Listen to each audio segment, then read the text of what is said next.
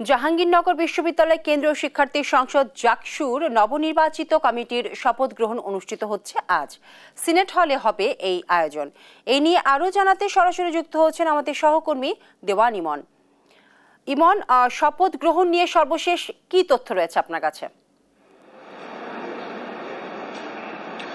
বিপাশা, ইতিমধ্যেই কিন্তু জাহাঙ্গীরনগর বিশ্ববিদ্যালয়ের যে সিনেট হল সেখানে কিন্তু যারা নবনির্বাচিত কেন্দ্রীয় শিক্ষার্থী সংসদ জাকসুর যারা 25 সদস্য রয়েছেন তারা কিন্তু ইতিমধ্যেই সিনেট হলে এসে প্রবেশ করেছেন এবং আমার পেছনে যদি একটু দৃশ্যটি দেখায় যে এখন যারা এখানে রয়েছেন 25 সদস্য তারা কিন্তু তাদের যে আজকে যে আনুষ্ঠানিক শপথ সেই শপথের অপেক্ষায় কিন্তু তারা করছেন এবং এই শপথের মধ্য দিয়েই যে 33 বছর সিনেটে যে শিক্ষার্থীদের নিয়ে যে কথা বলার যে অধিকার সেটি কিন্তু প্রতিষ্ঠা হবে। কিছুক্ষণের মধ্যে কিন্তু বিশ্ববিদ্যালয়ের যিনি উপাচার্য এবং জাকসুর যিনি সভাপতি অধ্যাপক ডক্টর কামরুল হাসান তিনি কিন্তু এই শপথ বাক্য তাদেরকে পাঠ করাবেন এবং আমরা দেখছি যে ইতিমধ্যে যারা ভিপি জিএচ সকলেই কিন্তু এখানে এসে উপস্থিত হয়েছেন। আমরা একটু ভিপির সাথে কথা বলার চেষ্টা করব যে আজকের শপথের পর কোন বিষয়গুলো নিয়ে শুরুতেই তারা কাজ করবেন। আপনার কাছে একটু জানতে আজকে শপথের পর আনুষ্ঠানিক আপনাদের কার্যক্রম শুরু হবে, শুরুতেই কোন বিষয়গুলোকে প্রাধান্য দিবেন?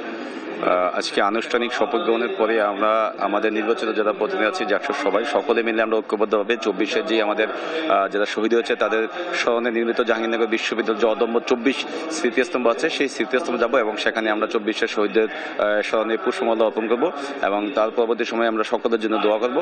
পাশাপাশি আজকে আমরা যারা আমাদের শিক্ষার্থীরা আছেন তাদের সাথে কুশল বিনিময় করবো এবং আগামীকাল আমরা জাতীয় স্মৃতিসৌধে সেখানে যাবো, সেখানে আমরা শহীদদের স্মরণে সেখানে স্মৃতিস্তম্ভতে আমরা যাবো এবং সেখানে আমরা পুষ্পমাল্য অর্পণ করবো এবং আমাদের আরও কিছু কাজ আছে যে আগামীকাল যেহেতু আমাদের বিশেষ পরীক্ষা আছে সেখানে আমাদের পরীক্ষার্থীদের জন্য যে বিশেষ যে বাসের ব্যবস্থা সেটি কিন্তু আমাদের এই পরিবহন সম্মত যিনি আছেন তার পক্ষে করা হচ্ছে এবং আমাদের পরীক্ষার্থীরা নিরাপদে এবং নির্বিঘ্নে যাতে পরীক্ষা কেন্দ্রে যেতে পারেন তার জন্য আগামীকাল আমাদের সেই চেষ্টা অব্যাহত থাকবে এবং আমরা ধাপে ধাপে আমাদের অন্যান্য যে কাজগুলো আছে সেগুলো আপনাকে জানিয়ে দেবো।